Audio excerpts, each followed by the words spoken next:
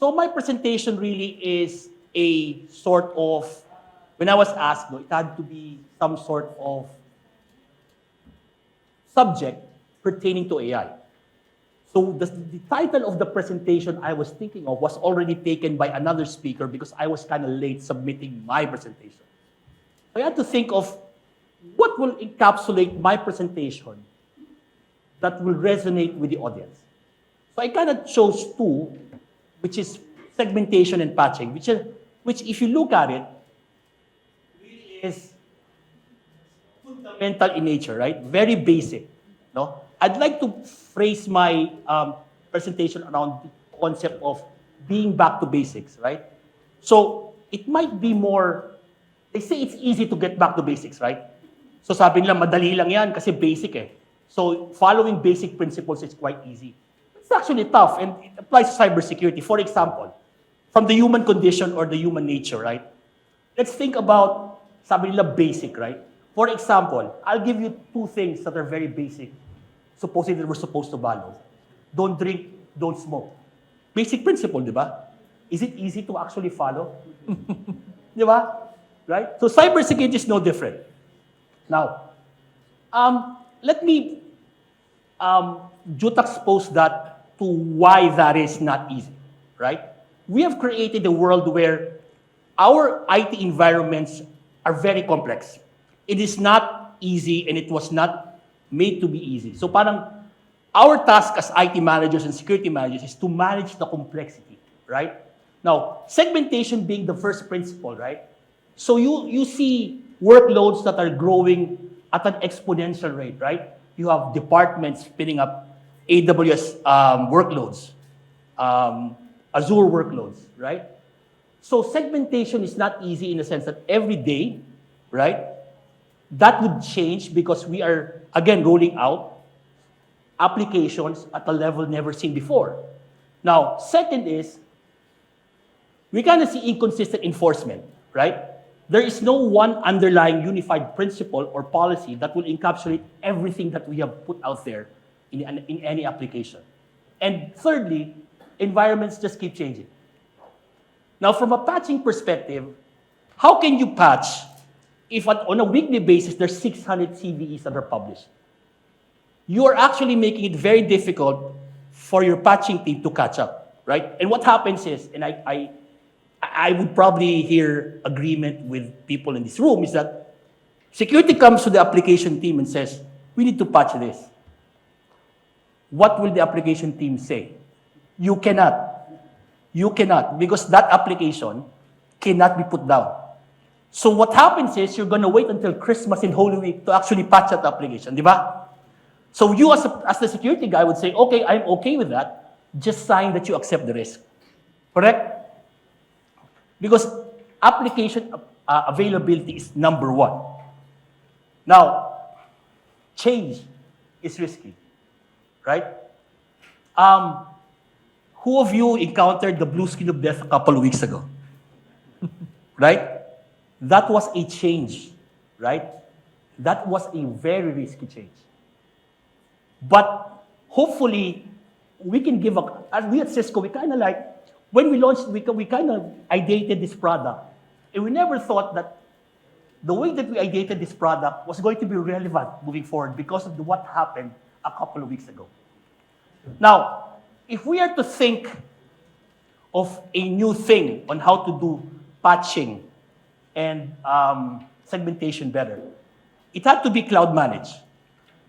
If we are going to fundamentally change how we do things, it has to be cloud managed because it is just impossible to manage more enforcement points if you're not going to do it via cloud. Number two, from a segmentation perspective, the use of AI mandates us that the AI is able to autonomously segment based on application behavior, right? The segmentation should not be cast in stone, right? It should be dynamic based on the behavior of the application itself.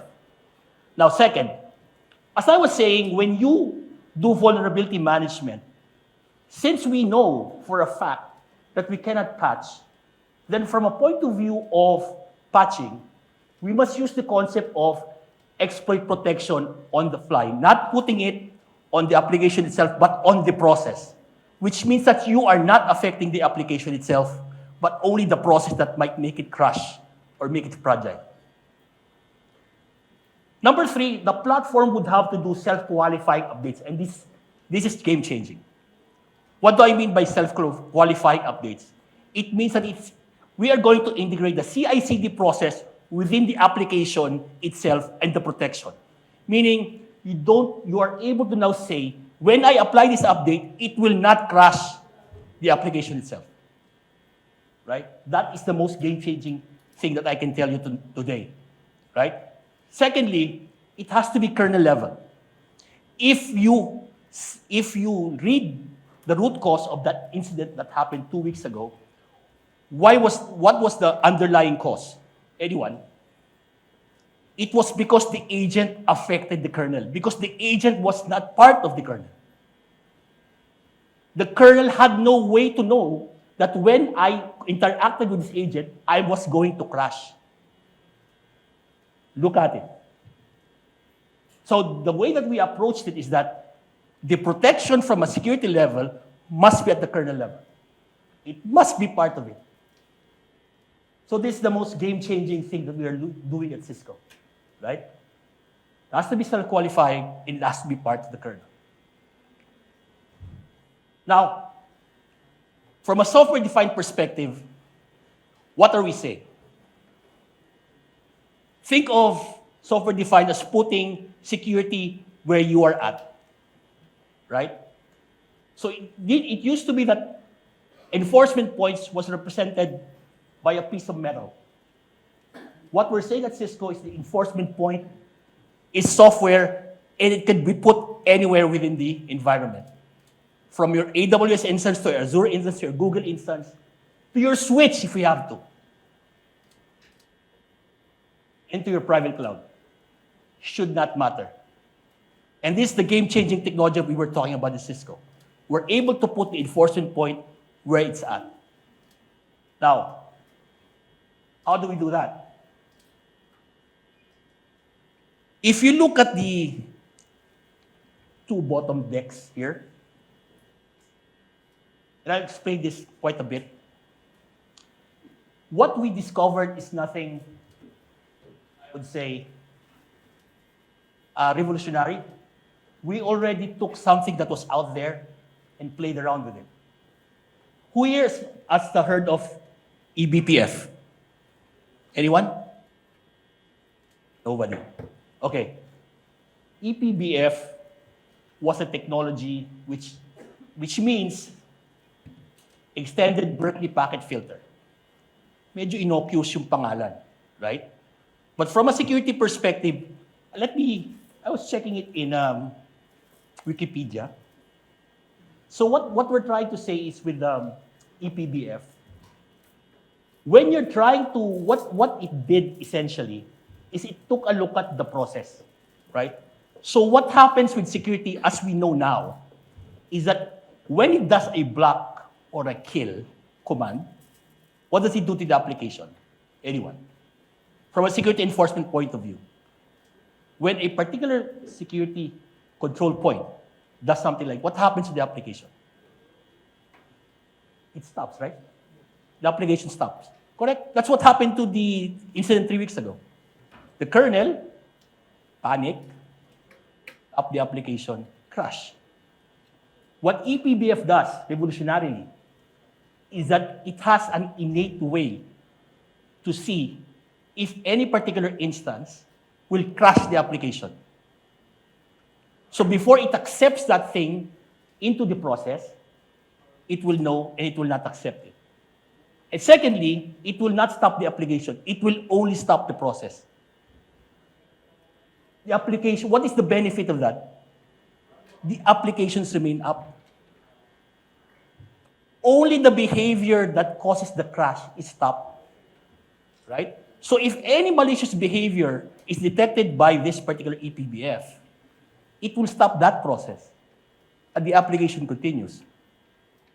Diba? You're just limiting it from the process because most malicious codes are executed from a process perspective. Correct? So it stops the process, not the application. So what happens to your application uptime? Goes up. Right? Who doesn't want that? Right? Now, so as I was saying, when we bought this company called Isovalent, our mentality then was that it was the most advanced and highest contributor because EPBF, mind you, is open source. This particular company was the most advanced company playing around with EPBF. Right? So we bought this company and nobody actually mentioned that, oh, Cisco, you did a good job, you bought this company. Nobody. But we were thinking 10 steps ahead. We knew that EPBF was going to be a game changer. How so? Because EPBF understands systems calls, network calls, storage rights, and namespaces, again, as I mentioned, it will not stop the application. It will only stop the process. So the application remains up. Also, worth remembering to the people here who underwent that particular blue screen of death, right? Ito yung maganda dyan, right? We are not an agent that is separate and distinct from the kernel. We are part of the kernel. EPBF is part of the kernel. Any security technology right now requires you to be an agent. We don't. Because we are part of the kernel. So we are not actually affecting the application itself because we sit at the kernel level. How game-changing is that? Right? So it's almost impossible for our Tesseract agent to crash the application because we're part of the kernel. And we only stop the malicious process that is started. We don't stop the application. Every particular security technology now, if you think about it, stops the application in its entirety. Not the process, the application. Diba? That's the blue screen of death. It started the application. It corrupted the kernel. Kernel panic, blue screen. Think about that. Now, this is again a revolutionary way. So I'd like to couch that. No? We're a firewall vendor. We also are a firewall vendor. So, when you're a firewall vendor, isn't it funny that you yourself would have to do updates to protect the very environment you're doing, right? Think of it as another enforcement point. Now, who here has seen firewalls with 500 or even 1,000 rules? Bakit ganun? Why is that? Human nature. Sir Alvin is laughing. It's human nature. Why is that when you take over, for example, you're a newbie, go into the network security team, hey, you're the guy tasked to handle the firewall. You as a new grad, you say, oh, I'm good, I have a job, fine, right? Take a look at the firewall. There are 1,000 rules in there, slowing it down, right? So if you were the admin, would you be brave enough to try to erase some rules there? Yeah, seriously, right? You wouldn't, right? You wouldn't. You wouldn't know where to begin. Diba? Or if you were going to do an update, are you sure that each and every rule will not be affected? Diba? Whatever vendor, whether it's us, somebody else, diba? Pag sinabi natin there's an update, you just trust the vendor. Okay yan. It will work. Diba? And if it doesn't work, roll back. Diba? Say sorry to the CISO, roll it back, right? That's diba? Wala tayong magagawa. What if you have the ability to have two versions of the same code in your enforcement point? For example, you have a primary plane, and that has a digital twin inside the enforcement point. So how is that significant? So the digital twin acts as your UAT environment. If there's an update, it self-qualifies it, and learns what will be affected in your firewall, and now say, if it's okay, you can now promote it as the primary plane. How game-changing is that? Self-qualifying updates. Ladies and gentlemen, the ability to self-qualify updates. This is what we've been playing around in Cisco, right? CI/CD, if you're familiar. We kind of wanted to integrate CI/CD within this particular solution. Allow you to test not on lab traffic, not on trial traffic, but on production traffic. Diba? Normally, we're able to test in the lab, but that's not the same when you put the update in actual production environments, right? It might break. You're not sure, right? So the client will always say, "Oy," and I've gone through this. Before you update, ganito na lang. Baka kasi pag sa lab nyo, hindi kaya eh. Why don't you just lend me the same box? I-test natin dun. Right? Let's test it there. So you as the vendor, because you want to please the client, sure, sir, sure. You just say yes, without knowing that it's going to be very difficult to get the same machine they bought 5 years ago now to test an update that they have to do, because it's critical. Right? Secondly, you also have to have a policy verification engine which tests, again, as like I said, if you have 500 policies, you'll be able to check it and kind of self-update and self-verify that. So from a use case perspective, this particular piece of technology we call HyperShield, or we call it shields, right?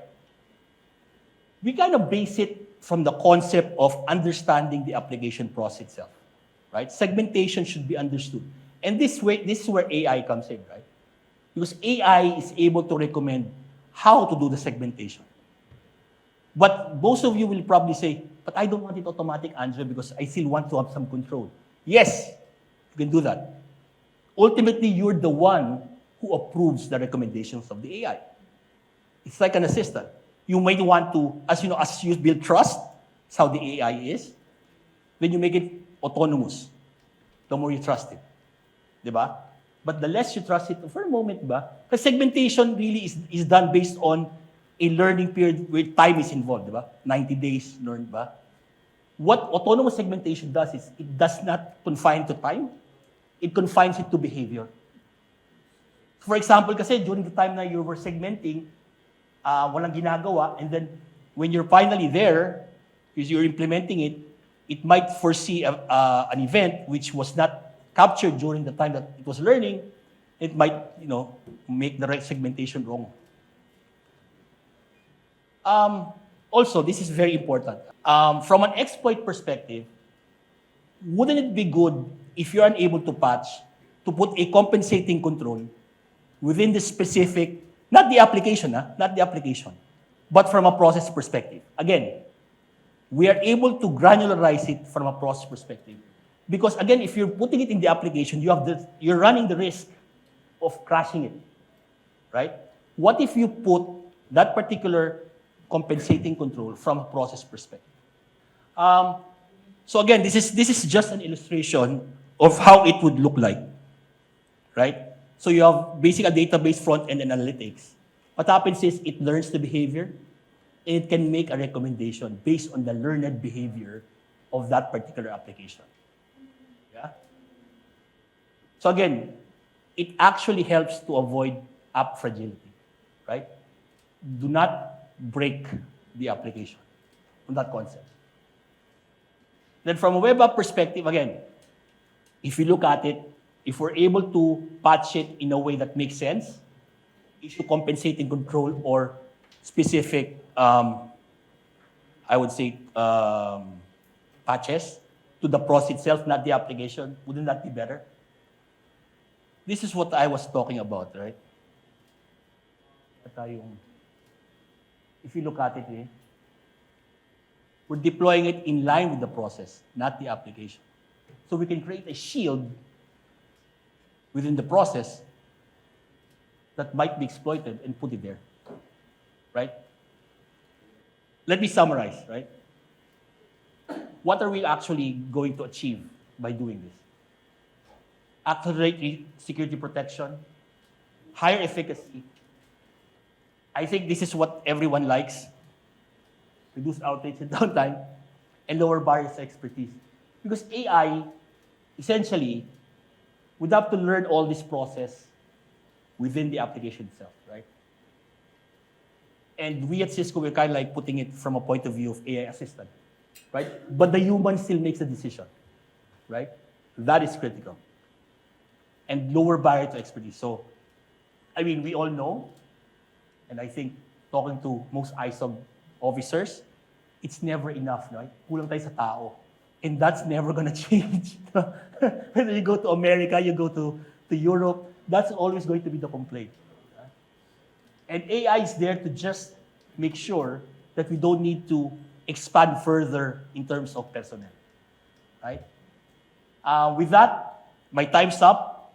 Thank you very much. I hope that I've been able to enhance your knowledge today.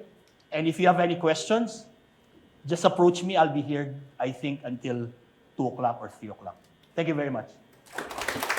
Tomorrow has come today. From cryptocurrencies to the metaverse, digitalization is consuming our world at a velocity few could have imagined. Automation, IoT, AI, with so many technology options and endless possible compositions of these technologies, you won't find the answer in a Google search. For 30 years, Trends has been at the forefront of technological transformation, discovering what works and what doesn't. We have 30 years of journeying together with our clients. Long nights discovering what's important for them and letting that define their digital transformation. Most importantly, we have 30 years of learning and affirming that we are all better together. So what's right for you in this digital age? Let's discover it together towards digital transformation and beyond.